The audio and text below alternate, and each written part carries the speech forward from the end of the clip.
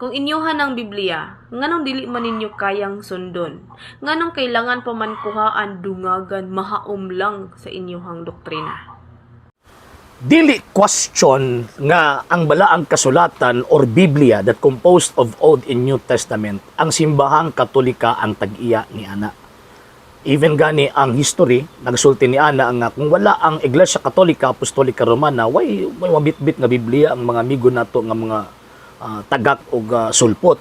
Even si Martin Luther, admitido si Martin Luther niya na nga kung wala ang Iglesia Katolika Apostolika Romana, why Kristo nga ilhon or giila ang mga amigo na itong mga taga-usulpot nga ming sulpot lang after 16th century. Ang point ni ining maomiga, kanang pag-ingon nimo nga kung tinuod pa Iglesia Katolika Apostolika Romana tag-iyas Biblia, nganong dili man niya kaya sundon? Kisa pinag-ingon pod ninyo nga wala gisunod sa Iglesia Katolika Apostolika Romana ang gisulti sa balaang kasulatan. Ang problema manggod kana magong pagsulti nga wala pagsunod, dapat isulti na adtong gitawag og kaning pundok nga nauna sa libro. Nga naman kay ang pundok nga nauna sa libro, sila tong mas labaw maka-interpret og sakto sa gitawag og kasulatan. Mura ba og kining Philippine Constitution? Ang Philippine Constitution ulahina sa Filipino people. Una gyud ang mga tao, una ang konstitusyon. Kaya ang nagpanday sa konstitusyon, mga tao man. So buti pasabot, ang responsable makasulti nga wala gisod ang konstitusyon, dili laing tao, kung dili ang Filipino people. Ang mga tao nga gikan sa gitawag og Pilipinas, kay siya man ang nagpanday niini. Siya man ang nagpromulgate niining maong gitawag og Philippine Constitution. So karon, ang Biblia mahulog na siya nga Constitution of our faith. Ang nagpanday niini mao ang Dios. Kaya siya may nag-inspire niini nga isulat ning maong gitawag og libro. Pero ang problema ana, kinsa may gitugyanan ni ana nga maoy moamping, maoy gitawag og kining preserbar, maoy mutudlo concerning ni ana, maong iyahang gitawag pulong og maoy mo interpret ni ana. Katubang naulahi sa maong libro, dili oy. Ang iyang gitugyanan kadtong mga nauna. Mo ba to ingon siya Saint Matthew chapter 28 verse 20. Ang giingon ni Ginoong Kristo, og tudloi sila sa tanan nga akong gisugo ninyo. Ug aron dili sila masayop sa pagpanudlo, niingon ang Ginoong Kristo nga, mangayo ako sa amahan og tagaan kamo niyag laing manlalaban ang espiritu sa kamaturan.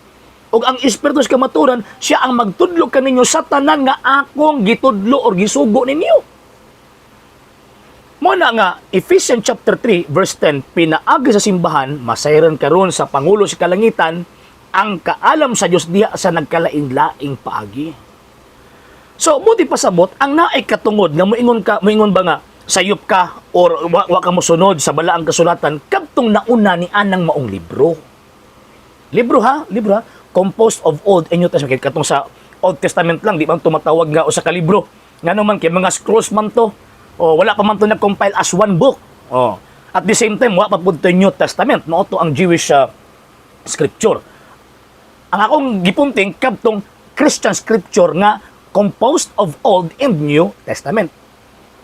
So, buti pasabot ni ana, mga sir ug mga apiling atong amiga nga ato ang reaksyonan, why katungod ang mga pundok kong sekta nga moingon sila ba nga kamo wa mo nagsunod sa balang kasulatan kung kanang inyong pundok o lahira mas nauna pang Biblia kontra sa inyo. Mo na nga sa tinuod lang kung sa kuan pa, it is a fallacy of argumentum ad verecundium kana appealing to wrong authority kung baga ba. Ngano man kay dili man kining mga tagak appealing atong amiga, wala man sila katungod nga moingon sa Katoliko nga wa mo nagsunod sa Biblia, wa mo katungod. Ulahira man kay mo. Ang naay katungod nga moingon nga sayop mo ang Iglesia Katolika Apostolika Romana. Ngano man kay siya ang responsableng mas labaw na kasabot sa nakasulat sa balaang kasulatan. Mabito nito ba nituo mo? Nituo mo nga ang Biblia pulong sa kasi may sulti ana. Kasi may tudlo ana. Wa man sulti ang Biblia ana.